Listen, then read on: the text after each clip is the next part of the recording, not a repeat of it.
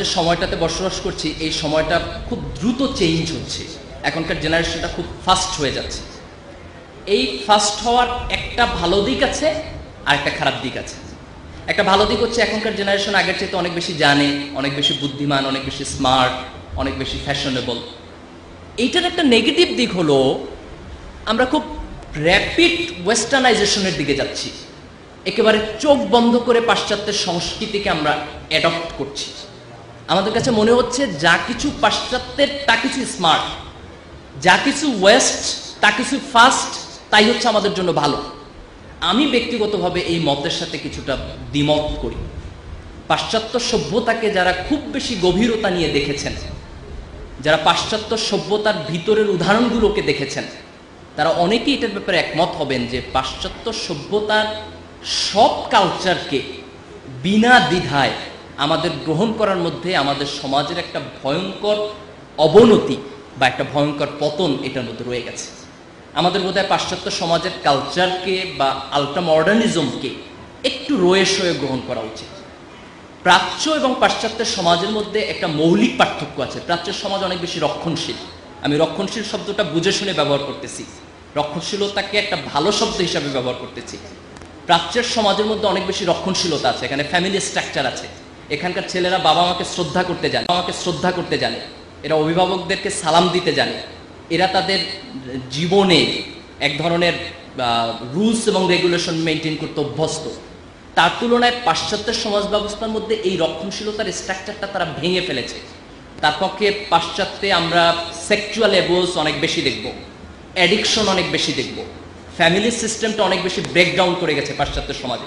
তোমরা মাঝে মধ্যে এটা দেখবা যে লন্ডনের সোসাইটিতে বা আমেরিকার সোসাইটিতে দেখা যায় একটা স্কুল চলতেছে, সেখানে হঠাৎ করে কেউ ঢুকে গুলি করে 10 জনকে মেরে ফেলেছে এবং আফটার দ্যাট সে নিজেও আত্মহত্যা করেছে। এরকম সেভারাল ইনসিডেন্টস কিছুদিন পরপরই আমরা বিভিন্ন সমাজ ব্যবস্থার মধ্যে দেখি। এখন প্রশ্ন হচ্ছে যে তারা এটা কেন করতেছে? সে নিজেও আত্মহত্যা করতেছে, হোয়াই? তাদের সায়েন্টিস্টদেরকে জিজ্ঞেস করা হলো, সোশ্যাল সায়েন্টিস্টদেরকে জিজ্ঞেস করা হলো, তাদের সমাজবিজ্ঞানীরা এটা বলতেছেন যে এই যে মানুষগুলো ক্রাইমের সাথে জড়িত হয়ে গেছে, এই মানুষগুলো সাইকোলজিক্যালি তারা ফিট না, সাইকোলজিক্যালি আনফিট হয়ে গেছে। আনফিট হওয়ার কারণ কি? কারণ হচ্ছে এরা ছোটবেলা থেকে একটা অ্যাবনর্মাল লাইফ লিড করেছে। কারো বাবা আছে মা নাই, কারো মা আছে বাবা নাই। পাশ্চাত্যে ব্রোকেন ফ্যামিলির সংখ্যা খুব বেশি, খুব নিঃসঙ্গতার মধ্যে দিয়ে সে বড় হয়েছে। তার ফলে তার পুরো জীবনের মধ্যে এক ধরনের অ্যাবনর্মালিটি গ্রো করেছে। আমার প্রশ্ন হলো, এই পাশ্চাত্যে এই জাতীয় অ্যাবনর্মাল মানুষ যে আমরা মাঝে মধ্যেই দেখি, প্রাচ্যের কোথাও অ্যাবনর্মাল মানুষ নাই কেন?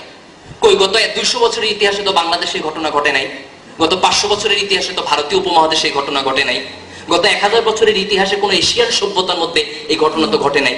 তাহলে এশিয়ার জীবনের মধ্যে কি এমন আছে যে রক্ষণশীলতার কারণে এই সমাজের মধ্যে এই জাতীয় পাগলের জন্ম হয় না, কিন্তু পাশ্চাত্য সভ্যতার মধ্যে এই জাতীয় পাগলের জন্ম মাঝে মধ্যেই হচ্ছে? এই প্রশ্ন উত্তর যদি আমরা খুঁজতে চাই, তাহলে আমরা একটা জিনিস দেখবো, সেটি হচ্ছে ধর্ম, religion that has made a difference between the east and west. পৃথিবীর 4টা গ্রেট রিলিজন, হিন্দু ধর্ম, বৌদ্ধ ধর্ম, খ্রিস্টান ধর্ম এবং ইসলাম ধর্ম, এই 4টা ধর্মের উৎপত্তি হচ্ছে প্রাচ্যে। যদিও যীশু খ্রিস্টকে এখন পাশ্চাত্যের বলে, কিন্তু তার জন্ম হচ্ছে বেথেলহেমে, সেটাও কিন্তু প্রাচ্যেরই একটা নগরী। এই 4টা ধর্ম প্রাচ্যের থাকার কারণে প্রাচ্যের জীবন ধারণ প্রক্রিয়ার মধ্যে এক ধরনের ধর্ম কিংবা প্রকৃতি রয়ে গেছে। তারা নেচারকে শ্রদ্ধা করতে জানে, তারা ধর্মীয় বোধকে তাদের নিজের জীবনে পালন করতে জানে। ওয়েস্ট যেটা করেছে যে তারা যখন মডার্নিজমের দিকে গেল, তখন একটু একটু করে তারা ধর্মের বোধগুলোকে তাদের নিজের জীবন থেকে ছড়াই দিল। তার ফলে তাদের ফ্যামিলি সিস্টেমটা ব্রেকডাউন করলো। তারা প্রথমে মনে করেছে যে এই ফ্যামিলি সিস্টেম ব্রেকডাউন করাটা তাদের এক ধরনের মডার্নিজম, তারা খুব বেশি ডেভেলপ করে ফেলবে।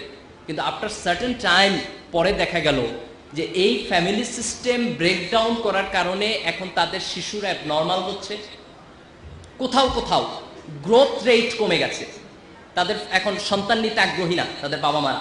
তার ফলে অনেক দেশ আছে যাদের নেগেটিভ গ্রোথ রেট।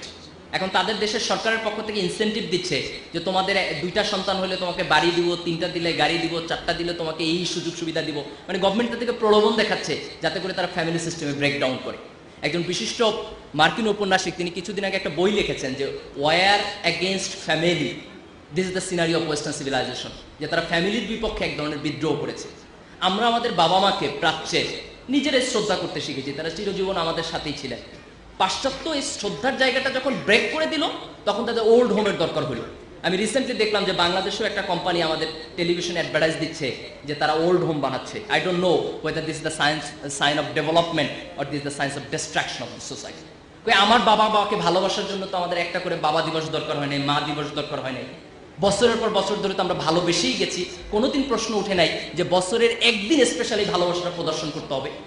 ওদের সমাজ থেকে যখন সেই স্ট্রাকচারটা ভেঙে গেছে যে রক্ষণশীলতা নাই, বাবা মার প্রতি শ্রদ্ধাবোধটা নাই, তখন বছরের একদিন ঘটা করে পালন করে তারা দেখায় যে একেবারে ভুলি নাই, ভুলছি তো কিন্তু পুরোটা ভুলি নাই, এর জন্য তাদের একটা দিন প্রয়োজন হয়। তো সেই কালচার তো আমাদের সমাজে ফিরে আনার কোনো প্রয়োজন নাই। আমাদের সমাজের যে সামাজিক বেষ্টনীর মধ্যে ভালোবাসা দিয়ে আমরা আমাদের সম্পর্কগুলোকে রক্ষা করেছি, সেই সম্পর্কগুলোকে ভেঙে দিয়ে আমরা আজকে যে ওয়েস্টার্ন সোসাইটি গড়তেছি, এই ওয়েস্টার্ন সোসাইটিটা আমাদেরকে একটা ভয়ঙ্কর নেগেটিভ দিকে নিয়ে যাবে। তুমি দেখো, AIDS, this is a great threat to the world. Statistics বলে পৃথিবীর মুসলিম মেজরিটি কান্ট্রিগুলোতে এইডসের পরিমাণ কম, বিকজ এখানে এক ধরনের সামাজিক রক্ষণশীলতা আছে যেটা তাকে অন্য ধরনের রিলেশনশিপ এস্টাবলিশ করার ক্ষেত্রে বাধা দিচ্ছে।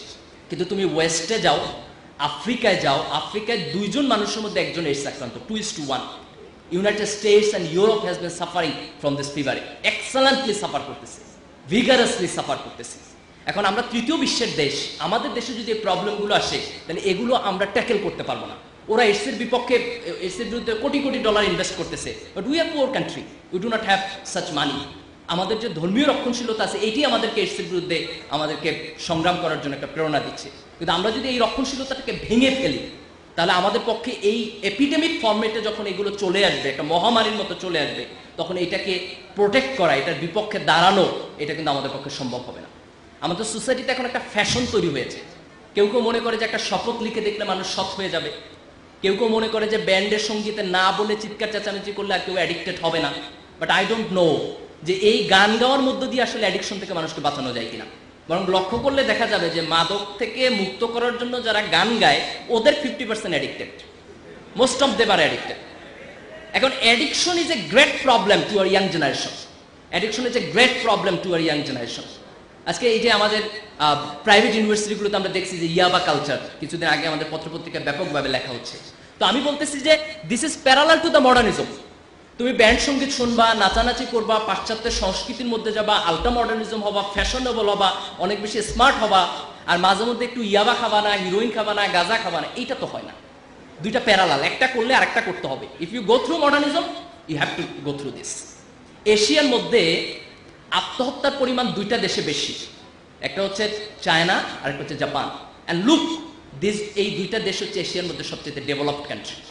তার মানে আমরা যদি ডেভেলপমেন্টের দিকে চাই, যদি সে ডেভেলপমেন্টটা পাশ্চাত্যের কালচার অনুযায়ী হয়, তাহলে এই অ্যাডিকশন বাড়বে, এইডস বাড়বে, আত্মহত্যার পরিমাণ বাড়বে, আমাদের ফ্যামিলি সিস্টেম ব্রেকডাউন হবে, আমাদের সোসাইটিতে করাপশনের পরিমাণ বাড়বে, এবং অ্যাট দ্য লাস্ট মোমেন্ট আমরা আমাদের সোসাইটিকে শেষ পর্যন্ত ধরে রাখতে পারবো না।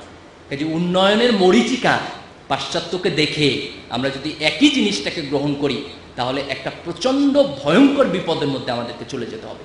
পাশ্চাত্যের বিজ্ঞানী আমার কোনো আপত্তি নেই, বিজ্ঞান কারো ব্যক্তিগত সম্পত্তি না। একসময় গ্রিকরা সায়েন্স এবং টেকনোলজি ডেভেলপমেন্ট করেছে, তারপর মুসলমানরা গ্রিকদের কাছ থেকে নিয়েছে, তারা নিজেরা ডেভেলপ করেছে, আবার মুসলমানদের কাছ থেকে পাশ্চাত্য নিয়েছে, আবার প্রয়োজনে পাশ্চাত্যের কাছ থেকে মুসলমানরা নিবে। সায়েন্স এবং টেকনোলজি ট্রান্সফারেবল, নলেজ ট্রান্সফারেবল, একজনের কাছ থেকে আরেকজন নিবে। কিন্তু পাশ্চাত্যের বিজ্ঞানকে গ্রহণ করার সাথে, পাশ্চাত্যের জ্ঞান এবং প্রযুক্তিকে গ্রহণ করার সাথে, একই সাথে আমরা যদি পাশ্চাত্যের কালচারকে গ্রহণ করি, একই সাথে যদি পাশ্চাত্যের এই খোলামেলা সংস্কৃতিকে, পাশ্চাত্যের নগ্নতাকে আমরা গ্রহণ করি, পাশ্চাত্যের এই তথাকথিত ফাস্টনেসকে গ্রহণ করি, তাহলে সেইটা আমাদের জীবনে এমন ভয়ঙ্কর অধপতন ডেকে আনবে যে আমরা এই পুরো সমাজ ব্যবস্থাকে আর কন্ট্রোল করতে পারবো না। পাশ্চাত্য হয়তো তার নিজের সমাজের মধ্যে এক ধরনের অ্যাডাপ্টেশন তৈরি করে ফেলেছে, কিন্তু ওইটা আমাদের জন্য পরদেশী সংস্কৃতি। আমরা সেই অ্যাডাপ্টেশন তৈরি করতে গেলে আমাদের সামাজিক স্থিতিশীলতার মধ্যে এমন একটা বড় ধাক্কা লাগবে, এমন একটা বড় ভূমিকম্প হবে, সেই ভূমিকম্প আমরা ট্যাকেল দিতে পারবো না। আমাদের সমাজে সেই ভূমিকম্পটা শুরু হয়ে গেছে। আজকে মোবাইল পর্নোগ্রাফি নিয়ে প্রচুর কথাবার্তা হচ্ছে, এখানে অভিভাবকরা আছেন, আমি খুব খোলামেলা বলতেছি, this is the burning issues. আমাদের ছেলে মেয়েদেরকে, আমাদের ছোট ভাই বোনদেরকে মোবাইল ব্যবহারের রেস্ট্রিকশন দেওয়া উচিত। কলেজ পিরিয়ড পার হবার আগে you should not use this. এটা এত জরুরি কিছু না, তুমি এত ভিআইপি মানুষ হয়ে যাও নাই যে তোমার এটা না থাকলে কোনো প্রবলেম হবে। ওর চাইতে মনোযোগ দিয়ে পড়াশোনা করা প্রয়োজন। টেলিভিশন চ্যানেলের ব্যাপারে there should be some restriction. তুমি অবশ্যই বিনোদন দেখবা, কিন্তু দ্যাট ডাজ নট মিন যে আমাদের সমাজের উপর একেবারে ইচ্ছামতো কালচারাল আগ্রাসন হয়ে যাবে। আমরা তো একসময় উর্দুর আগ্রাসনের বিপক্ষে রক্ত দিয়ে যুদ্ধ করেছি, কিন্তু হোয়াট অ্যাবাউট হিন্দির আগ্রাসন? সেটা তো আমাদের সমাজকে এখন আরো বেশি করে দিচ্ছে। তাহলে 52 ভাষা আন্দোলনের একটা দাবি কি এটা না যে বাংলার উপর ইংরেজির আগ্রাসনের ব্যাপারে আমাদের সচেতন থাকতে হবে, বাংলার উপর হিন্দির আগ্রাসনের ব্যাপারে আমাদের সচেতন থাকতে হবে? সেই বোধটা আজকে আসতে হবে, সেই বোধটা আজকে আমাদের মধ্যে আসতে হবে। টেলিভিশন কম দেখতে হবে, টেকনোলজি ব্যবহার করার বিপদের ব্যাপারে সতর্ক থাকতে হবে। এগুলো বাদ দিয়ে আমরা যদি আমাদের তরুণ প্রজন্মকে নষ্ট হতে দিয়ে যেতে চাই, আমাদের আনএমপ্লয়মেন্ট আছে, আমরা চাকরি দিতে পারতেছি না, তার পাশাপাশি যদি নৈতিক অবক্ষয় যুক্ত হয়, তাহলে যে তরুণ প্রজন্মের জন্ম হবে সেটাকে ট্যাকেল করা আমাদের জন্য ভয়ঙ্কর পরিমাণ প্রবলেম।